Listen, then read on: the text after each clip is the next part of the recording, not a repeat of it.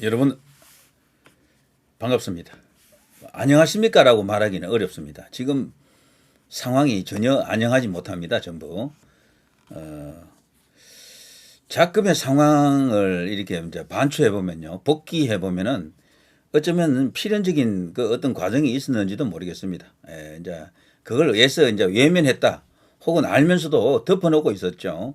우파 유튜버를 주로 시청하시는 분들인데 사실 그런 이야기를 있는 그대로 전해주는 채널 자체가 없습니다. 전부 희망회로를 돌렸죠. 전부 희망회로. 어느 시점부터 희망회로를 돌리지 않으면은 마치 무슨 스파이 같은 그런 분위기도 있고, 그리고 또 시청자들이 잘 보질 않습니다. 희망 있는 이야기를 자꾸 이제 보려고 하죠. 이재명 끝났다, 망했다 이런 이야기.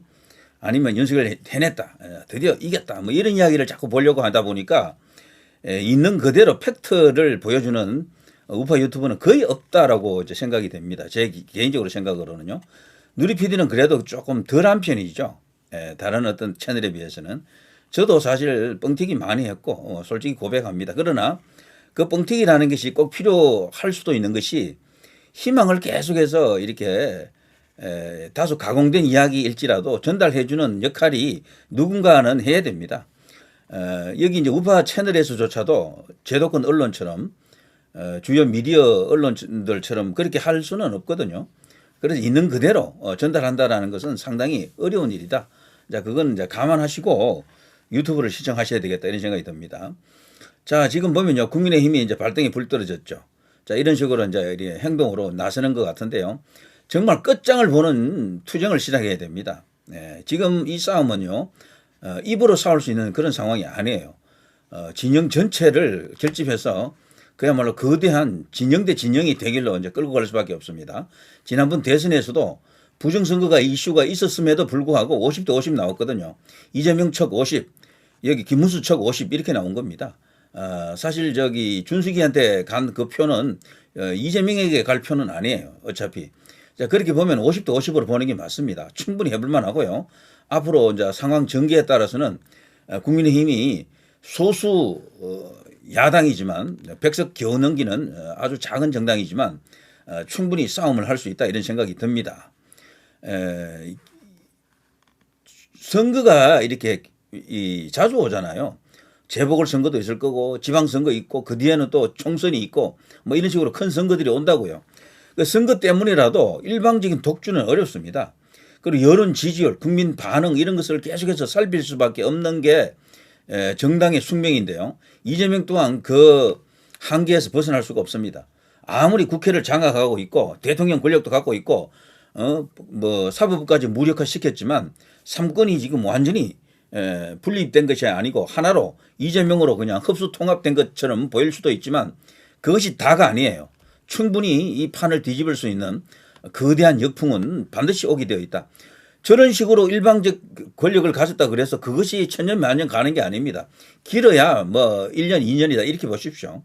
그 사이에 이 조변 섞게 하는 게 여론입니다. 민심이라고 하는 것은 절대로 한데 머물러 있지 않습니다. 끊임없이 이게 움직인다고요. 그래서 이재명에게 어느 정도 이제 허니문을 주겠죠. 지금 박지원이 같은 경우는 1년을 줍시다 그러더라고. 허니문 1년. 허니문 1년 주면 말이 안 되는 거죠. 윤석열 대통령 같은 경우는 허니문이 단 한 달 정도 준 것 같아요. 한 달 정도 주고 지방선거 압승했잖아요. 그러고부터는 완전히 그때부터 절벽이 나타났죠. 그런데 이재명에게 만일에 허니문을 1년 주게 되면 그 사이에 지방선거까지 다 끝나거든. 그러면 지방선거까지 압승하고 그 기세를 몰아서 총선까지 압승하고 그건 말이 안 되는 거죠. 허니문은 없습니다. 이재명에게는 허니문이 있을 수가 없는 게 그 엄청난 사법 리스크를 안고 대통령이 됐기 때문에 당장 저자를 끌어내려라 이런 국민적 목소리를 실천해야 됩니다. 지금 민심이 과연 진짜 민심이 어디에 있느냐. 여론조사를 많이 하는데요. 여론조사의 이제 꽃 왕은 바로 출구조사입니다. 지난번 대선 출구조사 결과 뭐 51대 39 이렇게 나왔잖아요. 그런데 그것이 틀렸죠. 나중에 가보니까 49대 42에 가까웠다. 약 한 7% 정도 차이 났다 그러죠. 7점 몇 프로죠. 7, 8% 정도 차이 났다. 그런데 그때 같이 했던 여론조사 중에 한 개가 출구조사인데요. 이재명의 재판에 대한 출구조사가 있었습니다. 거기서는 놀랍게도 국민의 64%가 재판을 계속해라라는 것이었습니다. 심지어는 민주당 지지자들의 44% 가까이, 약 절반 가까이가 역시 이제 재판은 계속되어야 한다. 법 앞에는 만인이 평등하다. 이런 어떤 그 여론조사 결과가 나왔었죠. 그대로 간다 그러면요, 이재명은 꼼짝없이 재판을 계속해야 됩니다. 절대로 재판 중지라든가 뭐 이런 것들을 허용할 수가 없는 것이다. 이거였죠, 이거. 이게 얼마나 엄청난 이야기입니까, 이게. 여기 보면요, 이재명 대통령 당선 후에도 이미 진행 중인 재판을 계속해야 하는지 64%, 중단하라는 25.8밖에 안 돼요. 민주당 지지자들 중에 44가 아니고 42.7이네요. 재판 계속해야 한다가 42.7, 중단하라가 44, 거의 같아요. 민주당에서도 이렇게 나온 거야. 그런데도 선거 결과는 엉뚱하게도 51대 39로 출구조사 결과가 나왔죠. 여기서 엄청난 모순이 있잖아요. 이거대로라면 이재명이가 그렇게 높은 득표율을 기록할 수가 없는 거지. 그리고 국민의힘 지지층에서는 87.5%가 재판 계속하라. 이게 출구조사에서 이렇게 나왔기 때문에, 그것도 KBS, MBC, SBS 방송 3사가 이런 조사를 뽑았거든요. 이거는 명백하게 지금 상황을 지금 오판하고 있다, 저들이. 혹은 여론조사와 그 개표 결과 그리고 등등 여러 가지 일어났던 그 상황이 이해할 수 없는 것이다. 부정선거 이슈 없이 과연 그것이 가능하겠는가, 이런 생각을 더욱더 키울 수밖에 없습니다.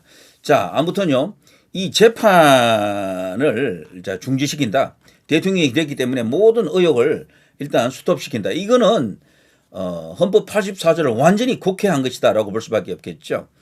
자, 국민의힘 법원 집결했습니다. 김용태 비대위원장을 앞세워가지고 지금 이런 걸 하고 있네요. 자, 이 대통령 재판 연기에 괴물 독재 공범되는 것이다.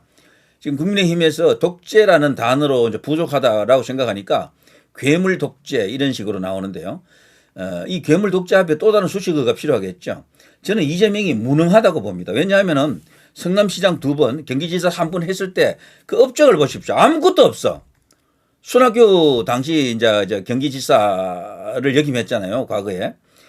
지난 대선 때 나와서 그때 그 연설을 뭐 했는데 김문수 당선을 위해서 열심히 뛰었거든요.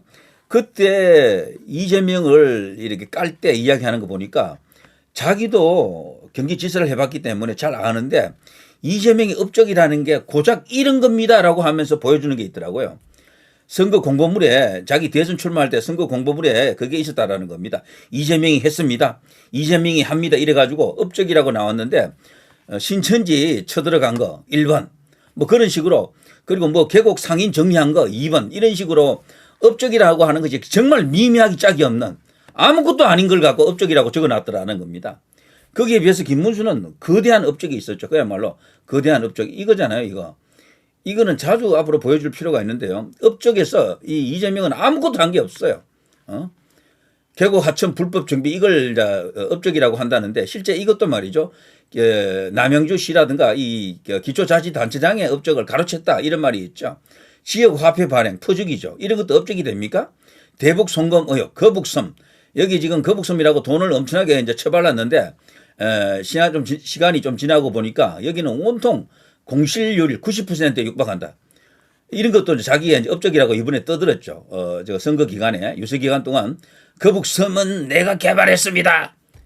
정말 그야말로 코미디의 극치입니다. 예? 거기다가 대장동 개발, 위례신도시, 백현동 용도 변경 전부 재판받고 있는 거잖아요. 이런 거를 업적이라고 할 수 있겠습니까?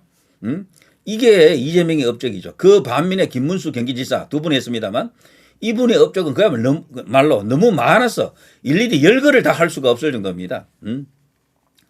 이국종 교수가 극찬을 했죠. 이국종 교수는 사람 칭찬하는 스타일이 아니에요. 그 사람도 모두 까기 스타일이거든. 좌든 우든 다 까요, 이 이국종은. 그런데 김문수에 대해서만큼은 책에서 극찬을 해놨더라고요. 중증외상센터 경기지사 할 때 이걸 이제 만들었다라고 하면서 김문수라는 인물을 통해서 정치인을 다시 보게 되었다. 이런 어떤 표현 비슷한 게 나왔었죠.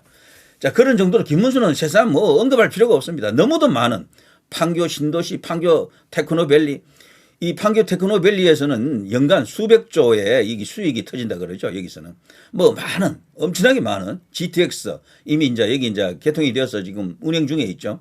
이런 것들이 지금 전부 이제 김문수의 큰 그림 속에서 일어났던 그런 업적들인데 여기에 비하면 이재명은 그야말로 아무것도 아니었지. 아무것도. 그래서 말이죠. 여기 괴물 독재라는 단어 앞에 무능이라는 단어가 들어가야 됩니다. 무능한 괴물 독재. 무능한 괴물 독재. 그러면서도요, 싹하잖아요. 싹하다. 무능하면서도 싹한 괴물 독재. 이게 이제 이재명 정부다. 뭐 이렇게 볼 수가 있겠습니다. 지금 이재명이 지금 장악하고 있는 저 민주당은요, 우리가 알던 그 민주당하고 다릅니다. 과거 상도동계, 그리고 동교동계가 연합했던 그 김영삼, 김대중, YSDJ 시절의 그 민주당하고도 다르고요. 그 앞에, 그러니까 그들 YSDJ보다도 앞에 그 신민당 시절, 또 그 앞에 또 이렇게 뭐 민주당이 있었죠. 그때의 그 민주당하고도 다르고요. 그 후에 김대중이 대통령이 되었을 때 그 민주당하고도 다르고, 노무현이 대통령일 때 그때 그 민주당하고 다릅니다. 지금의 민주당은 완전히 그야말로 괴물입니다. 완전 그 돌연변이다. 이렇게 볼 수가 있겠죠. 근데 특이한 것은요, 누리 PD는 왜 이 뉴스 이야기 안 하고 왜 엉뚱한 이야기를 자꾸 하느냐 이렇게 말하는 사람이 있을 수도 있겠어. 사실 뉴스는 제가 보지도 않았습니다. 저는 이것만 보고 요거 헤드라인만 갖고 온 겁니다. 뉴스는 저도 읽어보지 않았어요. 읽어드릴 생각도 없습니다. 자, 그런데 말이죠. 저들 민주당, 지금의 민주당에 민주가 없다 그러죠. 저들은 지금 상권 분립 자체도 지금 무력화시키고 있잖아요. 헌법을 지금 유린하고 있다라고 생각이 되고, 그리고 사법부를 완전히 그들의 발 아래 무릎을 꿇렸습니다. 국회가 갖고 있는 압도적 우월한 권력 때문에 그렇죠. 왜 대한민국의 최고 권력은 국회냐라고 하면요. 국회라고 한 것은 그동안 이렇게 균형을 이루기 때문에 어느 한쪽이 일방적으로 휘두르지 못했는데 지금의 국회는 한쪽으로 완전히 쏠려버렸잖아요. 이럴 때는 최고 권력이 대통령이 아니고 국회입니다. 국회는 뭡니까 여기가? 법을 만들 수 있는 데잖아요. 법보다 높은 존재가 없거든. 여기 한국에서는, 대한민국에서는. 모든 자유민주주의 국가에서 제일 높은 것은 법이에요, 법. 그 법을 만드는 게 조물주잖아. 조물주보다 높은 존재가 있습니까? 그러니까 권력은 국회가 진짜 권력이라니까요. 그러니까 대선보다 총선이 더 크다라고 생각하십시오, 이제부터. 그 총선에서 연거푸 이렇게 대표했기 때문에 지금 오늘날 이런 상황이 온 겁니다. 왜 국회가 세냐? 국회는요, 다른 그 어떤 국가기관도 갖지 못한 권력을 갖고 있는 게 있습니다. 바로 예산 편성권입니다. 이게 절대적으로 중요합니다. 이거 앞에 사실 윤석열도 결국 항복한 거죠. 꼼짝 못한 겁니다. 대통령이 사용할 수 있는 돈 영원 만들었고, 뭐 등등, 특활비죠. 특수활동비, 뭐, 그리고 검찰이 수사할 수 있는 수사 예산 같은 거 완전히 그냥 삭감해버렸잖아요. 그런 것은 뭐 여러 가지 예 중에 한계고요. 그리고 돈을 갖고 예산을 갖고 편성할 수 있는 그 권한, 칼질할 수 있는 권한, 이게 국회가 갖고 있는 권력 가운데 압도적인 권력입니다. 돈 앞에 뭐 사실 뭐 힘쓸 수 있는 존재가 없습니다. 모든 국가기관이 그 예산 때문에 국회 눈치를 보는 거예요. 그리고 국회 다수당이 되면은 그야말로 완전히 무소불위가 됩니다. 아무도 겁낼 게 없어요. 대통령도 어떻게 할 수가 없어. 거기에서는. 그렇게 되죠. 그리고 또 하나, 국회는 또 의결권, 심의권 이런 거 다 갖고 있잖아요. 전부 칼질 다 할 수 있는 거야. 감나라, 배나라 다 할 수가 있는 겁니다. 거기다가 인사청문회를 할 수 있는 청문회 권한이 있잖아요. 마음에 안 들면 불러와가지고 뭐 완전 박살 낼 수가 있습니다. 뭐 장관 뭐 이런 사람들 뭐 이렇게 임명하게 되면 또 청문회를 통해서 또 박살 낼 수 있고, 그래서 한쪽으로 쏠린 국회 권력이 그렇게 세다라는 거죠. 거기다가 국정감사할 수 있죠.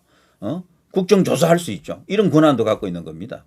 그리고 제일 이제 무서운 그 특권이랄까, 권력 종류 한계가 탄핵권이죠. 탄핵권. 탄핵권은 오직 국회만 갖고 있습니다. 다른 그 어떤 국가기관도 갖고 있지 못한 권력이 탄핵이죠. 대통령까지 탄핵하잖아요. 대법원장 탄핵할 수 있습니다. 헌법재판소, 재판관들, 재판소장 다 탄핵할 수 있어요. 전부 다 날릴 수 있습니다. 대통령만 좀 어렵게 돼 있죠. 3분의 2 국회 의석에. 나머지는 절반이면 돼. 그냥 151석이면 다 날릴 수가 있어요.